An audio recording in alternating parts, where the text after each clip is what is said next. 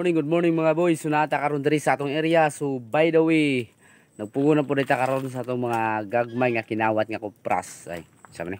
Ay, sorry kay nga kinawat dili. By the way, nagkuhan ko diri, nag-ipos ko diri sa mong area gamay po niya.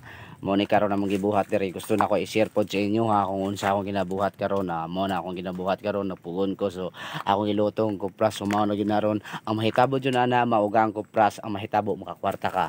So akong tambag sa inyo ha, pagkugihan ka, makakwarta ka. Pagtapulan ka, makapiso ka. Unsa pasabot niyo sa makapiso ka? Makapiso ka sa imong ginikanan o imong papa kay ngano ka perti na nimo.